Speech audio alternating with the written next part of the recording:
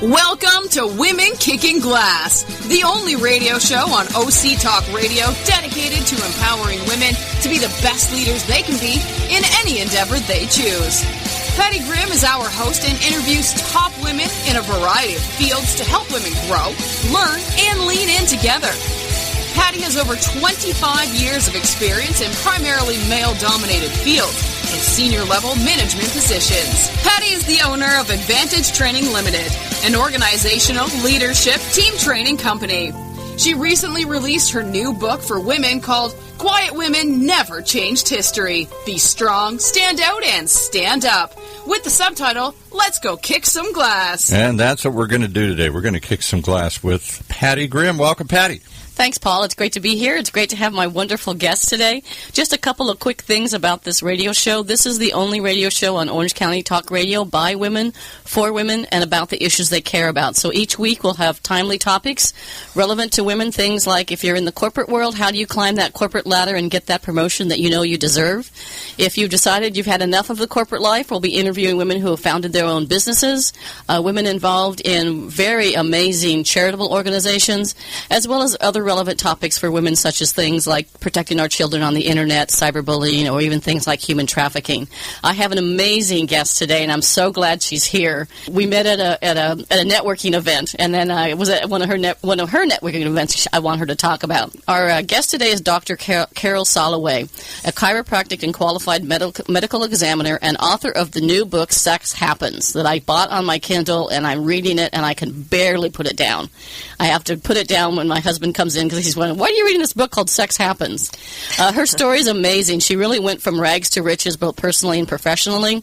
She offers her 5 secrets of success, and more importantly, that the theme of the show today is you deserve it all. How you could actually have a full-time career and write an amazing sex novel. Along the way, after losing everything most women hold dear, her husband, her children, her self-worth, she overcame these harrowing obstacles and built a 6-figure chiropractic practice. If you ever doubted whether or not you could make it or make it through, you haven't worthy of success, you must read her story. So let's hear from Carol. She's an amazing person. So thanks for joining us today, Carol. Tell our audience a little bit about you, and you've changed careers every decade, and it sounds like you went from the top of the world to the bottom of the world and then back up again. Tell us a little bit about you. Well, I'm trying to get back up again. The book has to be a wild success, then I'll be back up again. I was an English teacher for years. And I have a master's in English, and I do have 3 children, and I decided when I wanted to go back to school to be, I wanted to be a physical therapist. And this is very interesting for your women. Right. I applied to school at NYU in Columbia for physical therapy. I got into Columbia. NYU had an interview, and I was alumni too, and they told me you can't be taken seriously with 3 children, so we are not going to accept you. Wow. Yeah. Wow. That was a while ago. And I lived down on the island, decided Columbia was just too far, so there was a chiropractic school down the street. Went, built a fabulous practice, and even became a qualified medical evaluator. But the story of not being accepted at NYU, which was not even as prestigious as Columbia. Wow, that's interesting. That was years ago.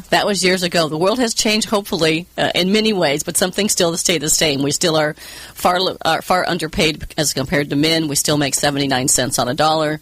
Women's pay went up 1% in the last 10 years, and at this rate, it will take us 179 years to get to pay equality. So we're still experiencing some of those things. So I'm really interested about this book. Why the title Sex Happens?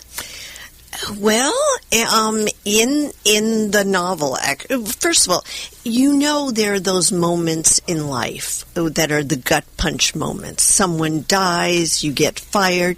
The moments when everything in your life stops. The moments we don't forget about. And in the novel, the husband tells the wife, sex just happened with this other woman. Well, it doesn't just happen. And that's when her world stops. And also, that's when she started to really doubt herself. Mm-hmm. You know, I'm not good enough, I'm not pretty enough, I'm not sexy enough. And so I decided that was the title because it was the moment. Yeah, sex just doesn't just happen, right? It doesn't just happen. And also it's really the basis of not the basis, a component of every male-female relationship. Right, and we all have those moments in our lives when something significantly changed. For me, it was when I was working at Microsoft, and I started to realize that my health was going down. I was working 70, 80 hours a week. I worked every night, every weekend, and I could feel myself slipping down, and I couldn't get myself out for a period of time. And I ended up on a 4-month medical leave of absence to get myself healthy again and get back on my feet and figure out who I was, because I was doubting my self-worth, my self-confidence, all those kinds of things.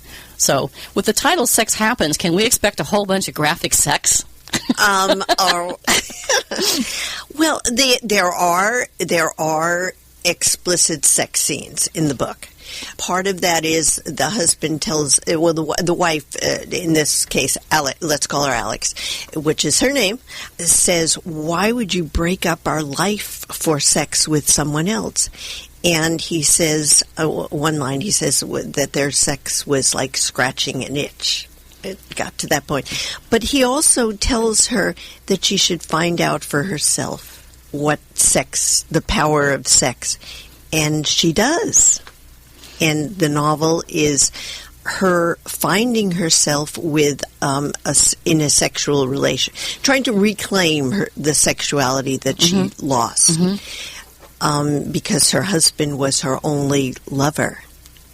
Wow. So she does have this relationship, and what I like to say are the scenes are erotic, not pornographic. In other words, they're there when they're needed, and they're not gratuitous. They're only about 4 or 5 really good scenes.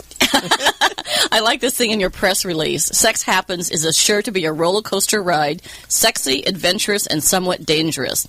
Described as gut-wrenching as Eat, Pray, and Love, and as titillating as 50 Shades of Grey. That's a great press release. So is sex really different between men and women?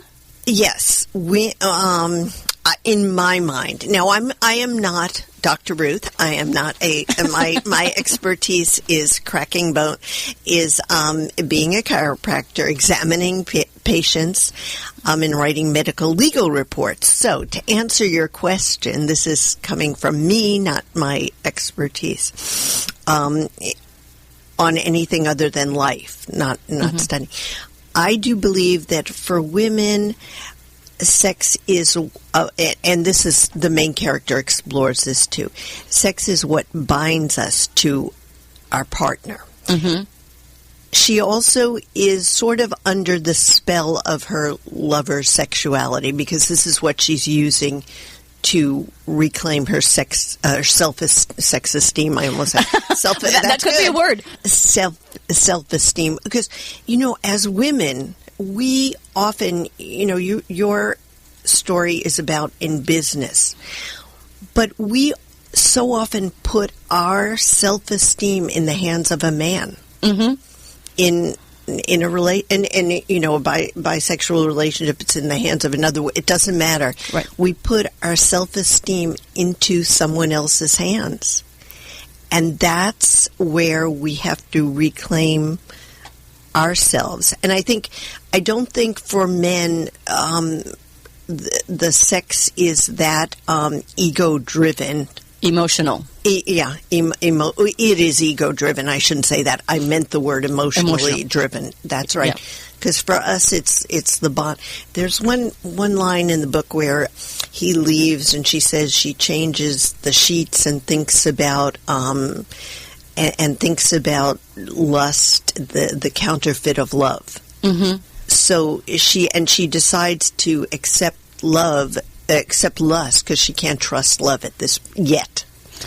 Because she's been broken and she's put her self-worth in the hands of somebody else. It's sort of like there's a quote I use frequently. It says, control your own destiny or control who you are. Because why would you give that power to someone else? And many women do. We try and do things for our families, our friends, our children, our husbands, our workmates, and sometimes we put ourselves back on the bottom of the to-do list. And one of the things in my book I talk about is put yourself number one on your things to-do list, because you cannot give away what you do not own. So if you don't have good self-worth, self-esteem, you can't give that to your children as well. And so you've had just an amazing career. So is the book about relationships, or what? Tell me a little bit. I think I'm on chapter 7. Oh, okay. So I'm just getting into it. Like I said, I literally have to sit there and I'll read a chapter and I'll put it down, and 5 minutes later I pick it up again. Actually, so many people have been saying that at this time of year that they've been reading it in 2 and 3 days. Yeah. I mean, it's what it's really about is a woman who had life was going great, and then she loses custody of her children. Now, I won't tell you how, but her husband twists the truth in some way, and the children are taken from her. Stripped of everything, she has to rely on herself suddenly. I mean, before her life she was a wife and mother. We define ourselves. And now she has to define herself as me. Mm-hmm. And that's a whole introspection but she does have a group of women who she can, who are there to support her. So it's not like she's, the girl on the train. She is there alone and trying to test reality. And I don't know if you've read that. Right. But so there is an anchor that she has found. But so often we have, I'm his wife. I'm their mother. But who am I? Like you said. Yeah. Putting yourself first. So she does go through exploring who she is, but it's not necessarily an introspection. I mean, their divorce is so acrimonious that it's even threatens to be murderous. Wow. I mean, this is not a story about a woman finding herself. There are twists and turns and shocks. Wow. So is this an autobiography? Is this your life? I gotta know. Okay. What can I say? It's titillating because the sex scenes aren't autobiographical. No, it is not my life. I will tell. It took me 30 years to be able to say this, but I did not have custody of my children. For 30 years, I could not discuss it. I would pretend like, we had a Thanksgiving dinner. Yeah, we had a Christmas. I mean, I walked Balboa alone. And I couldn't, I was very successful in building a practice, but I couldn't tell anybody that I didn't fight for them. I didn't even go to get an attorney because $2,000 was, I was just finishing chiropractic school. Mm-hmm. I had no money except for $10,000 student loan. That was it. Yeah. And when the lawyer said, well, it'll be $2,000, my parents had passed away. I didn't have we just moved to California. Mm-hmm. I knew nobody. So that would be a very boring story. So I decided to do the court battle as I would have liked to have done. Oh, okay. I went, and I also wanted the group of friends that I wish I had. I went to the Orange County Courthouse, watched one custody case after another. So that was different. Mm-hmm. That was not me. Mm-hmm. But, and then I just, the characters, they came in the car, they came in the shower, they were just living in my head. And the story twisted and turned. That's interesting. I know you were an English teacher. Did you always want to write a book, or why did you write this novel? As an English teacher, you're always writing a novel. Whether what you do with it is nothing. But then I had melanoma. I had it once, and then I had it again. And I decided that I got over it. I wasn't thinking about it anymore. I cut out a piece of my arm, a piece of my leg, but I didn't think about it. But then I realized when I got a divorce, I was thinking about it for 20, 30 years. I decided I had to there are other people out there who were going through things and not forgiving themselves. And I decided I had to write a story that could give people hope. And I can't tell you how many women have come up to me and said, I was crying. I was so upsetting. I mean, one lady at a party started really crying. And so many women are identifying with this. Yeah, with the story. With the story of losing a husband, but losing that's your whole foundation. Yeah. Yeah, that's your world. Yeah, I can't even imagine. I know when our kids went off to school, and my husband and I are sitting there one day, and we realized all of our friends, everything we did in our lives was attached to our kids. Our identity was attached to our kids. You know, who our friends were, what we did. We would still go to. We were living in Kirkland, Washington at the time, and we would still go to Peter Kirk Baseball Park on Friday nights to have a hot dog. That was our date night, right? They had the best hot dogs in the world. And I used to work that snack station. So we just, one of those kind of funny things. Everything was attached to your family, your children, who you are. So just the idea of losing your children must be absolutely devastating. Well, you walk around the house, and it suddenly. What do I say? What did I say in the book for her? The empty house had screamed. I mean, it's just so. Yeah. And you don't know. I remember that line. Do you move the chair, the dining room chair? You move it to the garage. You bring it back. You move it. Everything is. And I remember when my former husband packed up, he didn't take the wedding picture. That was, our story was gone for him. Yeah, but for me, he was still in the picture, and he was still in your house. So that was a moment where I have her, looking at this picture and wondering what to do with it, because it's the details also. Yeah, yeah.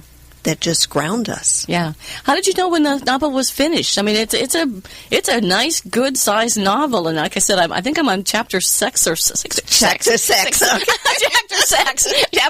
or 7, and I can't put it down. So I don't know if the sex is there yet. Not yet. She's just lost custody of the kids. Okay, no. A couple of days. Okay. I bet you I'll finish it in a couple days. So, how did you know when the novel was finished? Actually, as a perfectionist, as I'm sure I could have written it for 10 more years. I had a deadline. I decided it had to be finished by this birthday, no matter what. So, when you write a novel, you can rewrite it and correct it. And it it felt finished finally. Yeah. All the ends were tied. Okay, great. Which was critical. Yeah. What do you hope readers gain from reading this novel? I mean, hope. Hope. I really think that we, as women, give so much power away, and that's your whole, coincidentally or karma-wise or something. Yeah, we just throw it away. Also, something else, we don't ask for things for ourselves. Think about, you'll corner somebody, or we will, to sell those horrible chocolates for our child, or the newspaper subscriptions, or the gift wrap, or the candy, or the cookies. We'll practically knock somebody over to get them to buy it. But for ourselves, we won't even ask for a raise that we deserve.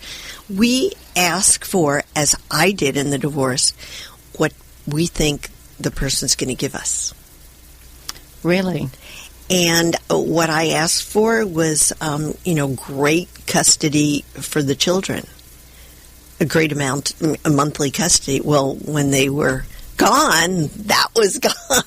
Wow. But what I'm saying is that's all we ever ask for. And so what I hope from this novel is that women, and I'm getting that response that, wow, I feel, one woman said, I wish I had that group, with me. The First Friday Book Club group, which is where she gets her support. But I'm hoping that women will take away, my life isn't over. Okay. Yeah. No matter what has happened, I can move on. Yeah. It's so important for women to have a support group to help them get through this. And sometimes people are a little sensitive about calling it a support group. So maybe it's a book club, or maybe it's just a group of women that you get together with. For me, it was joining NAVA. It was meeting Carol at the first event we went to. But then actually going to her women's group was a place that we could talk to each other. We could share ideas. We could share successes and frustrations. And most of the women groups I belong to, there are a couple of rules. One, there's no male bashing. Like there's no male bashing on this radio show. This is about empowering women to be the best they can be in whatever they want to do with their life, and that we try and find ways to lift each other up. And that's the really important piece of that, is we try and find ways to lift each other up so that we can help each other and support each other, and dispel sort of the myth that women compete against each other for a limited number of jobs. We need to help support each other and move each other up. Great. Okay. Oh, go ahead. Well, that's how I built my practice, was going from women's networking groups to women's networking groups. And there were some nights where I actually slept in the office to get to the morning meeting from the night meeting. But it is interesting how when women support each other, and no, you're right, no male, it's not needed. No. There's no reason to. And I would also over-deliver. Like if you told me you needed, I would say, who are you looking to meet? I would actually connect yes. people. And that was not just, here's my business card, hope you'll call. I mean, that's not the way it works. And I think women are more eager to do that for each other. Yeah, and I think we want to use networking as a way to make a connection and a relationship with someone, not just say, here's my business card, call me, as you said. It's really about building that connection and that relationship, which I think is something that we really, really truly need. So why would a woman who's divorced read this novel? Or who's not divorced, read this novel? Well, a woman who was divorced would read it too. A woman who hasn't been divorced, I think, would read it or could read it to walk in someone else's shoes. I mean, if 50% of people are divorced, it would be a way that she could see what her sister, her cousin, her friend is really feeling. Mm-hmm. And I think that we all want to read about different worlds, and this is a very different world. Well, that's great, and I'm so anxious to read more of the book. You said you had a few reviews. You maybe wanted to give us a little teaser of some of the reviews that you've had on the book that have come through so far. Sure, I just happened to have brought them with me. Here's one. This is by Sandra and Daniel Biskind. They work with Jack Canfield. Okay. And they're one of his speakers. Just loved Sex Happens. It was edgy, fast-paced, and suspenseful. Everything you want in a work of fiction. Had me captivated from the first until the last page. Thank you, Carol Soloway, for presenting the world with your first novel. I can hardly wait for the net. Well, you'll have to wait a while. So are you starting a second novel? Yes, I've started the second novel. Is it a follow-up to this story? Is it a whole different... Is Alexa in the second novel? Well, Alex is in the second novel, and maybe a man from this novel is in there with her. And it is... I'm exploring... I only have 100 pages into it, but it is about a child who is abducted. Her child. His child, rather. And it explores that particular... It's because my son is involved in Child Rescue, which is an organization in New York, based in New York. And we were talking, and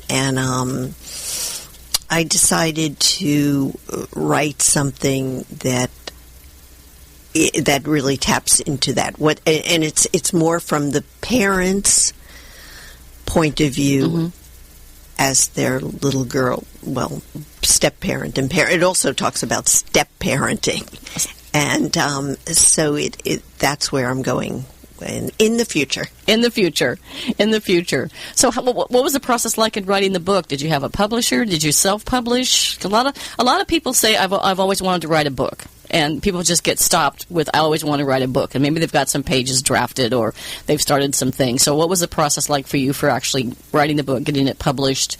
Did you self-publish? Did you go through a formal publisher? Talk a little bit about that process. Okay. For people who are looking to publish their book, first of all, editing is critical. I mean, I edited it by myself because I was an English teacher. My husband, who was a journalism major, had a lot of fun editing sex scenes. He should walk here. He should do that. But I did have professional editors. And I did go to several writing classes. I had one in the professor's house at UCI professors once a week, a critique group. I'd come home crying or flying. Crying or flying? Depending on, I never thought about that, but that was what happened. And then I did get accepted to Squaw Valley, which is, they have like Amy Tan, Mark Childress. They have all these very well-known authors teaching you for a week. You stay there. So I did that.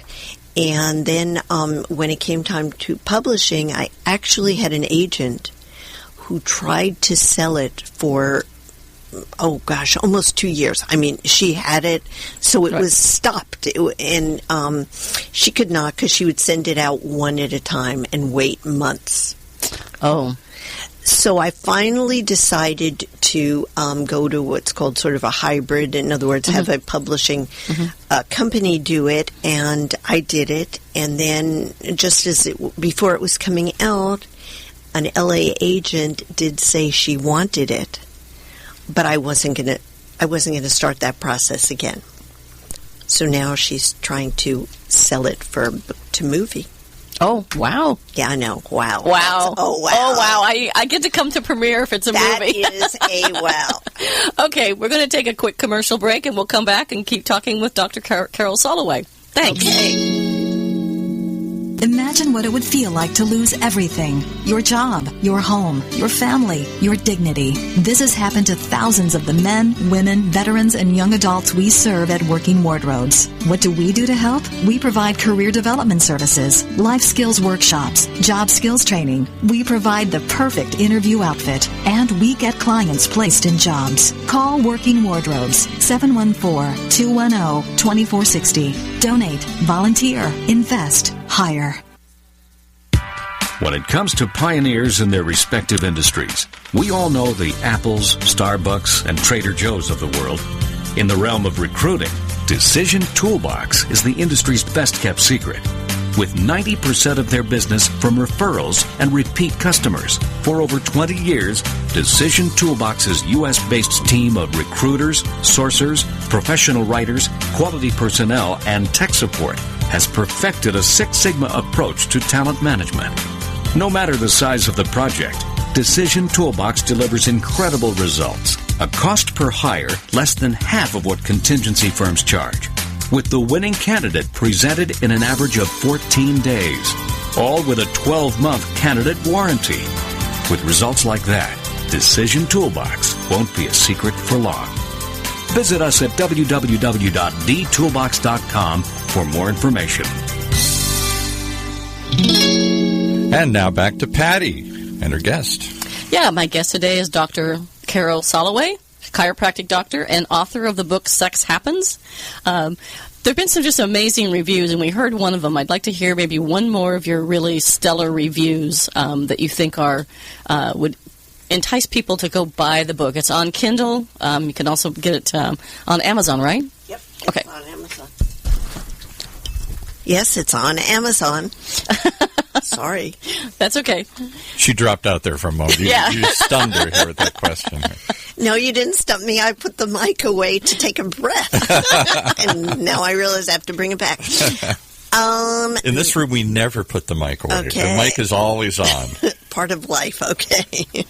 Let's go with great modern triumph story that could have gone so wrong.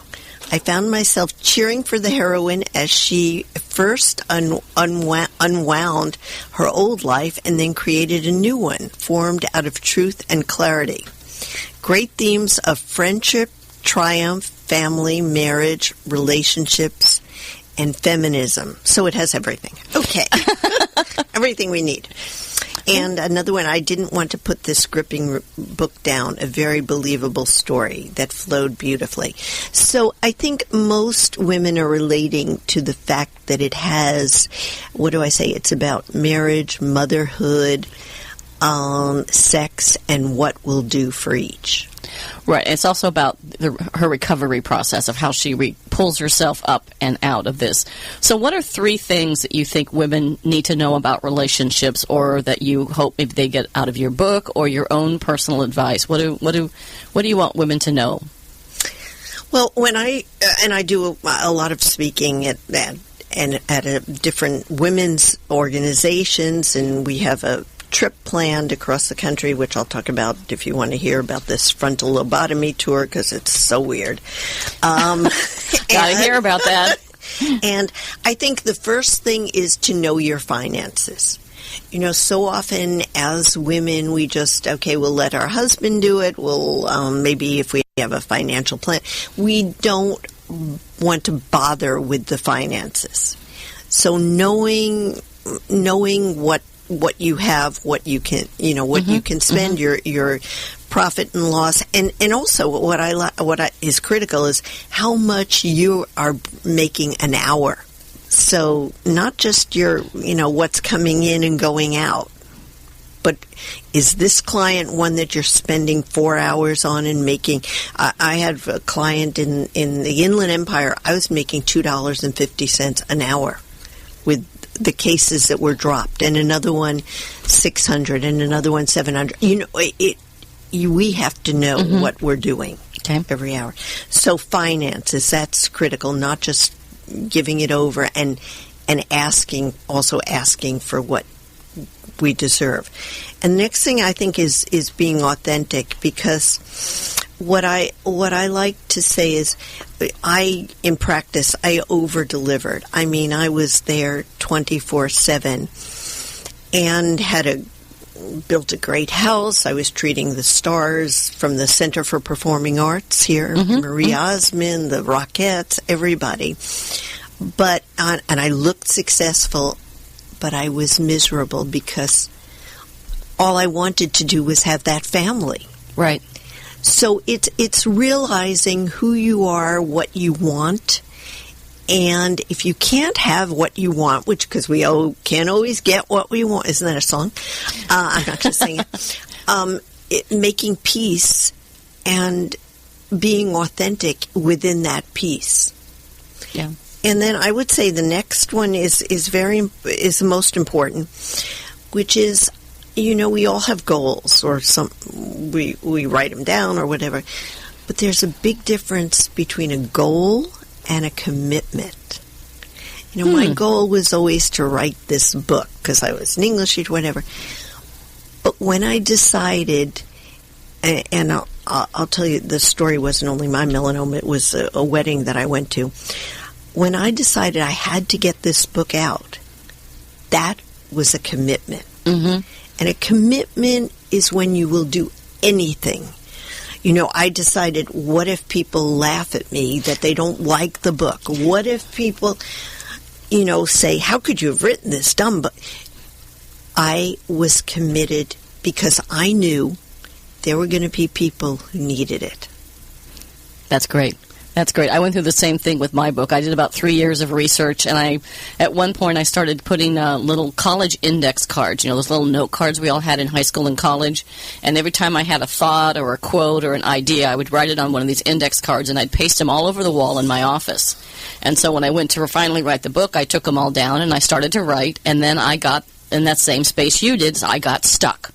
I thought, well, what if nobody buys the book? What if nobody likes the book? What if they hate the book? What gives me the right to write a book about how to be an empowered woman leader? And I put it away for probably close to, I'd say 6 months to a year, until we moved. And then my inspiration, actually, funny thing happened on Sunday in church with my sister and her family, when all of a sudden I left church that day. That was this year, so 2016 Easter. I finished the book on July 4th, which I call my Independence Day, before I went off to a friend's house for a 4th of July party, and I finished it. And my other goal was to get it out before the election, because I really wanted to get some information out there about how to be an empowered woman. And so I had that commitment. Right? I told people I was going to write the book. I interviewed people for the book, and I had that commitment when I said I've got to get the book out, and it's got to be done before October, and it was released in October. So that was sort of my commitment. Oh, yeah. Yeah. So what about this frontal lobotomy trip? I know you and your... I laugh because one of the things you say is your husband is nothing like any of the characters in the book. So it was part of her PR release. But I know you're going on this crazy RV trip? Yeah. But before that, I want to go back to what you were saying about your desire to get it out. What the aha moment, which we all have. I went to this beautiful, fabulous wedding. The doves released, the bride's beautiful, and then they had children. And then I heard the father got custody of the children. Then I saw the father and the children at the funeral of that bride. And I knew why she died, because I was close to giving up when my world collapsed. And it was at that moment that I decided this book had to get out, because someone else has that story that I want to end differently. Yeah, and you sat at the Orange County Courthouse and watched these custody hearings of these things happening when women were losing the custody of their children, and so that also kind of, was sort of some of the information for the book, and so that's interesting that you went to the bride's funeral. And that was when I decided there's got to be another bride out there. Yep. And hopefully she'll read this book. Okay, tour. You're calling it a tour. All right. I'm having a very big birthday. You're invited, of course. You got the invitation. Okay. And I said to my husband, this is such a big birthday. We have to do something. This was a year ago. And he said, well, let's get an RV and go across the country. Did you look at him like he was crazy? Well, I told him to buy postcards because I'm not going. He is such an amazing salesman that now we are going in an RV across the country. Already have speaking engagements in Washington, tentatively Miami, but definitely Washington, Houston, San Diego. And we're going, and I call it a frontal lobotomy because you couldn't have a frontal lobe and be doing something like that. I will have to come back 1 week a month to continue my medical legal practice, which I still have. But he's not coming back for 7 months. 7 months in an RV, in RV parks. Exactly. Have you ever traveled in an RV before? Of course not. Do you think I would do this? Oh, my gosh. You have to send postcards. Well, you'll post on Facebook and you let us know what you're doing, I'm sure. Yeah, my son sent me headsets and a mic, and I was fooling around with it the other day, and I went Facebook Live even without makeup, and it was so funny that I posted it.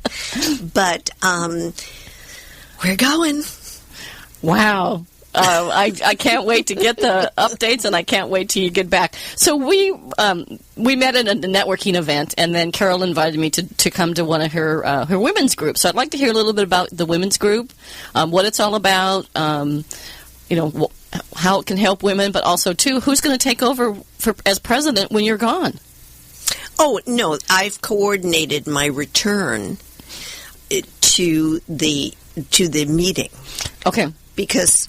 so when you come back for your week to do your practice, that's when okay. Yeah, so I've taken care of that. I would not leave my women.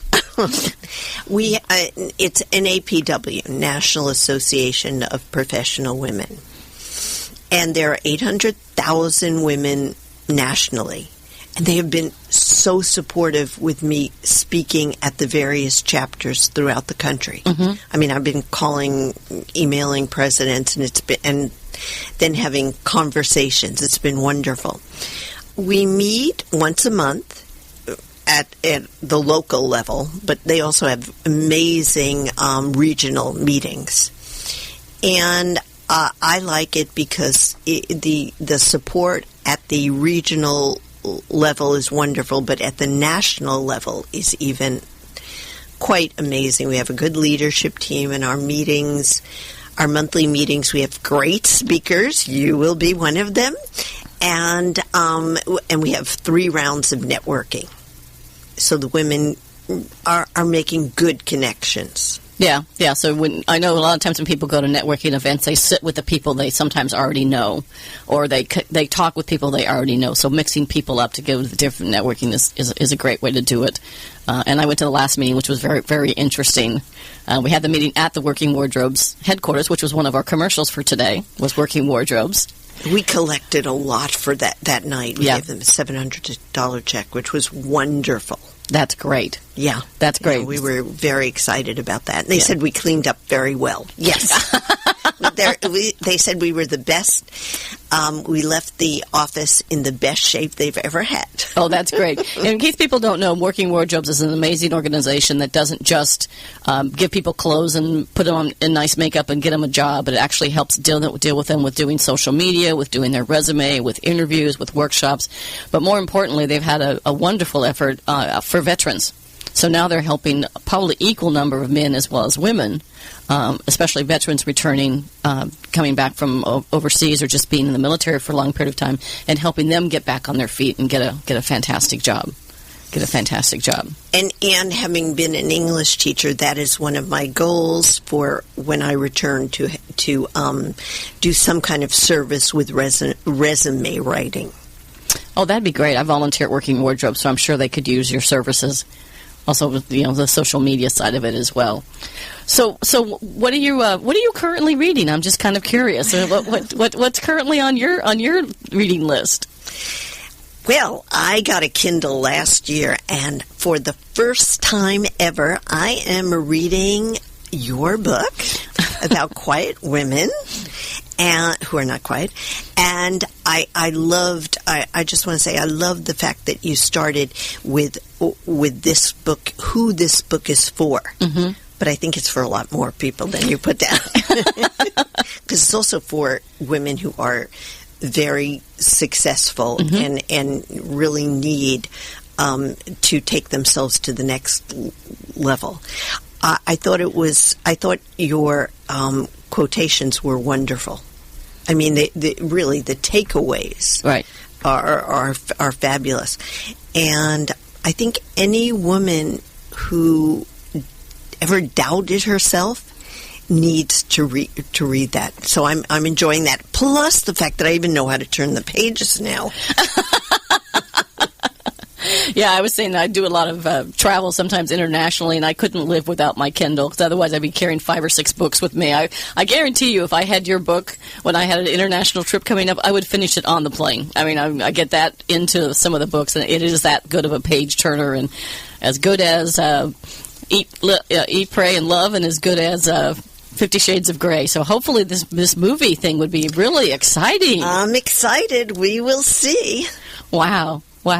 So you've had an amazing career, and you've done so many things. If you were to coach yourself as a 20, 30-year-old young girl growing up in the world, what would you say to yourself? Well, at 20 or 30, I wasn't. I graduated I got married at 19 and graduated. And I was teaching at 20, so I would say, take your time. What are you doing? I was just in a rush, to get married, to get on with life. I don't know why. I would really say there's so much more. Find yourself, not the wife you think you want to be, or the mother you think you want to be, or the career person. I would have gone more slowly, but it all worked out. Yeah. You've changed careers or decades over different periods of time. What's your greatest accomplishment, you think? I have to say the children. That is the greatest accomplishment. And matter of fact, one of my sons called me the other day. I was busy, my youngest, and he said, "I need to speak to my muse." I thought, whoa! I think he means correct the grammar, but so it really, that is, despite not having them, except on weekends, and then when they got involved with their friends, maybe that got parceled out.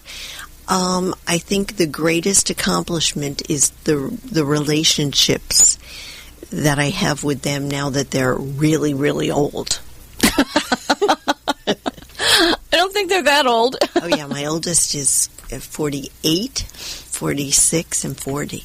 Almost 48. Wow. 47. Yeah. Yeah, they are really old. So I'm assuming there's a lot of mixed women that are in the women's group. So there's women that are our age, right, that are in the baby boomer generation, and there's younger women there. And I'm sure a lot of them ask you for advice from time to time.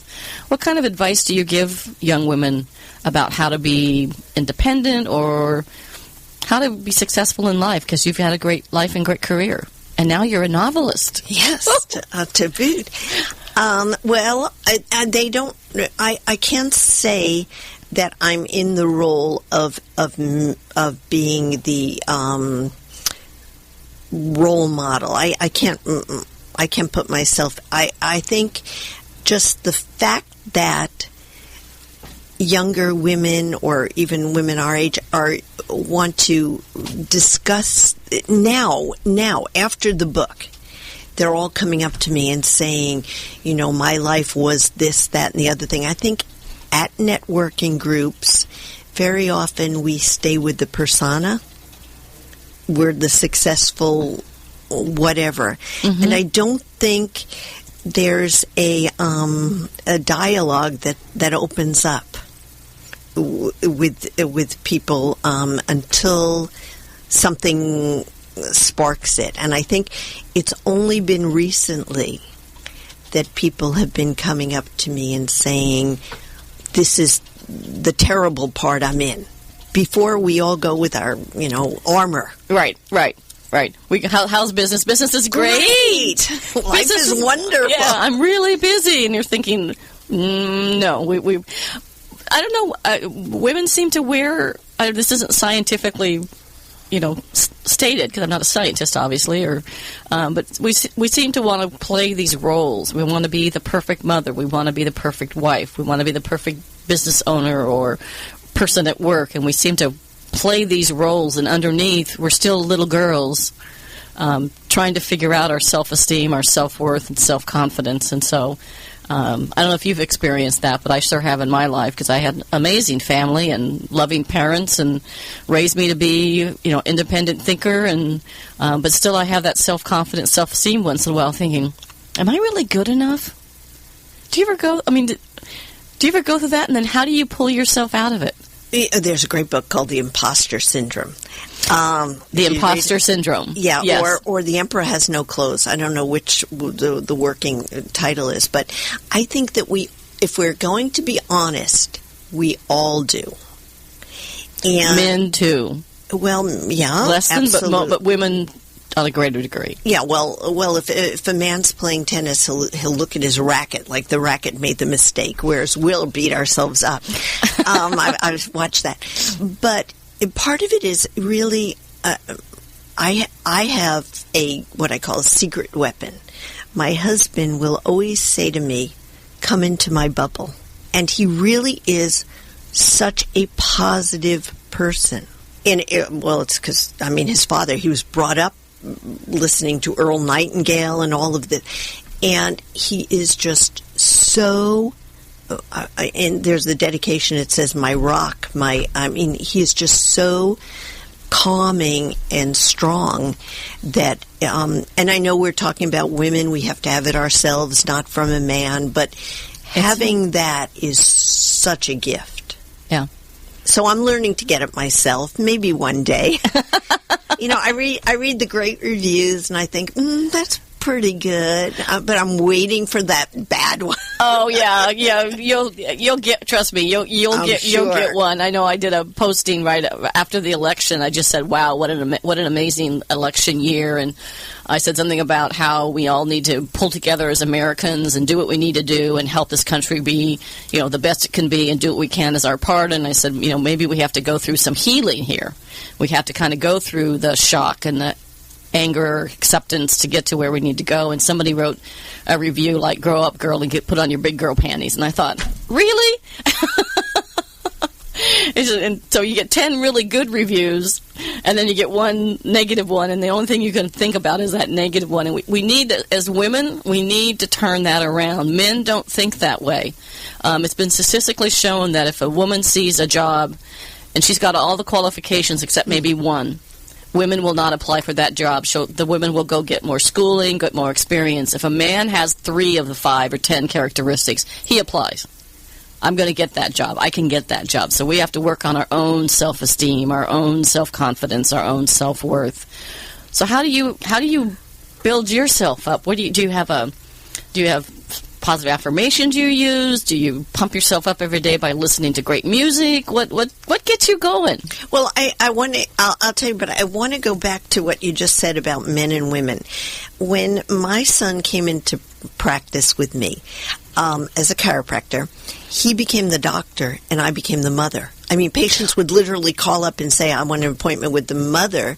Do you want to see the doctor?" "No, I want to see the mother." "Okay, I just lost that." But one day he went to his son's soccer game, and I covered for him. One patient after another told me how fabulous he was. Years before that, I left to go to his soccer game. Patients left. They said, "If she's not serious, we're not staying." Wow. What a difference. Yeah. So as women, I know you're saying it comes from ourselves, but it also comes from the world's expectations of us, which are way higher and way more difficult. So, I mean, that's what... Now, what do I do? Like you, I get that negative review. I call myself a heat-seeking missile for the negative. And I get that negative, and I try to work it through. I think the best thing that could happen is just read all the positive. You've got to be your own cheerleader. Yeah, we have to. And so often we're not. Yeah. We have to tune on it. I think I mentioned in one of the other shows, I always kept a gratitude file. I have a physical file, and I have a file on my computer that anytime I got a great email, a compliment from somebody, I would put it in my gratitude file. And when I'd get that one negative comment or I'd start to feel bad, I'd go back through that, and I'd use the quotes. I've collected quotes for years. You mentioned the quotes in the book. And so I'd read those positive quotes, or I'd go through my gratitude file, and I would literally go through and say, okay, I am okay. A good friend of mine who's actually in the book, a number of people in the book are all real because I interviewed all these people. She always had a positive affirmation. She said, "Even if it's easy, you're still good." So if because sometimes we don't give ourselves credit for the things we're good at. You're good at writing. Your novel is incredible. It's very well written. You need to give ourselves credit for those kind of things and not worry about the negative reviews from time to time. And we just need to keep ourselves focused on what we can do. I've heard a statistic from UCLA that the average child growing up has 20 negatives to every one positive. And as an adult, it gets worse. So things like saying, "Is that a clean room?" or "Is that the best you can do?" That's a negative. That goes in the negative column for our children.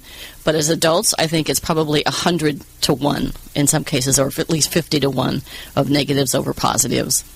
Oh, yeah, we keep it. We keep it. We hang on to it. It's in our heads. We wake up in the morning, we think about it. I have positive affirmations all over the place. I mean, I'm sure sometime my family's going to go through these and find all these and go, what was she thinking? I put them in the bathroom mirror. I say them in the morning in the car on the way into the office. It's just constantly things to say, okay, this is good, and yet we still have those self-doubts. Maybe that helps us work harder. I don't know. What do you think? Two things are going through my head right now. One thing is my mother always used to tell me, you think the world is waiting for you. Who do you think you are? Now! Oh, I know. And that was 1,000,000 years ago. And I still say, who do I think I am? I mean, it is so ingrained. But I babysit for one of my delightful grandchildren. And it was midnight. He's allowed to stay up till midnight with me. This is craziness, I know, but because I work and we don't get to see each other. And I said to him, you are so smart. And he said, are you saying that because you want me to be, or do you really believe it? Oh. At 7. And I said to him, no. And I made the terrible mistake. I said, ask your brothers. I didn't tell them all the time. I mean, it was midnight. I was tired. But, it's just amazing how even when we say good things to children, sometimes they don't even hear it. Yeah, because I hear so much negative. But the bad, they absorb and hear. Yeah. Like, yeah. I did 100 years later. Well, thanks for being here today. It's been great having you on the show. I can't wait to hear about your adventure. I have one quote I'd like to end with today. It's from Eleanor Roosevelt. And Eleanor said, nobody can make you feel inferior without your permission. So we need to pump ourselves up and go kick some glass. Thanks, Carol. Thank you. Thanks for listening to Women Kicking Glass, the only radio show on OC Talk Radio dedicated to empowering women to be the best they can be. Listen each week or download the podcast at patty.grimm.podbean.com. To reach out to Patty to schedule a speech webinar or to learn more about her leadership and team training, contact Patty at pattygrimm@live.com. For more information about her company and her books, have a kicking day.